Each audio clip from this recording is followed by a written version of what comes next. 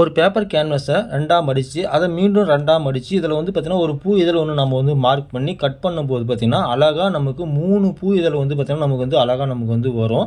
இதை நம்ம ஒரு ப்ளவுஸுக்கு கைப்பகுதியில் வந்து பார்த்திங்கன்னா டிசைனாக வந்து நம்ம வந்து பயன்படுத்த போகிறோம். ஃபஸ்ட்டு வந்து பார்த்திங்கன்னா ஒரு லைனிங் துணியில் வச்சு இதை வந்து பார்த்திங்கன்னா ஒரு ரவுண்ட் ஒன்று தையல் ஒன்று போட்டு உள்பக்கம் இருக்கக்கூடிய சின்ன சின்ன ரவுண்டுக்கும் நம்ம வந்து பார்த்திங்கன்னா தையல் வந்து போட்டுக்கணும்.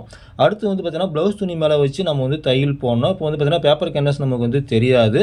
அடுத்து வந்து பார்த்திங்கன்னா நம்ம ஏற்கனவே போட்ட அந்த பூ இதழ் மேலே போட்ட தையல் மேலே இன்னொரு தையல் ஒன்று நம்ம வந்து போட்டு அந்த சென்டரில் இருக்கக்கூடிய ஹோல்ஸ் எல்லாமே பார்த்திங்கன்னா நம்ம வந்து கட் பண்ணி எடுத்துக்கணும். இப்போ அந்த கட் பண்ணி எடுத்த அந்த ஹோல்ஸுக்கு எல்லாமே வந்து பார்த்திங்கன்னா நம்ம வந்து பைப்பிங் வந்து கொடுக்கணும். பைப்பிங் கொடுத்த பிறகு இந்த 3 ஜாயிண்ட்டையும் வந்து பார்த்திங்கன்னா நம்ம வந்து ஜாயின் பண்ணிக்கணும். அதாவது ஊசியில் நூல் போட்டு நம்ம வந்து ஜாயின் பண்ணிவிட்டு கீழ்ப்பக்கம் ஓரம் வந்து பார்த்திங்கன்னா நம்ம வந்து பைப்பிங் வந்து கொடுத்துக்கலாம். பைப்பிங் கொடுத்த பிறகு பார்த்திங்கன்னா சென்டரில் வந்து தொங்கல் மாதிரி நம்ம வந்து ஒரு டிசைன் ஒன்று கொடுத்துக்கலாம். இதுக்கு மேலே வந்து பார்த்திங்கன்னா ஒரு லேஸ் ஒன்று கொடுக்கும்போது ஸ்லீவ் டிசைன் வந்து நமக்கு வந்து ரெடி ஆகிடும்.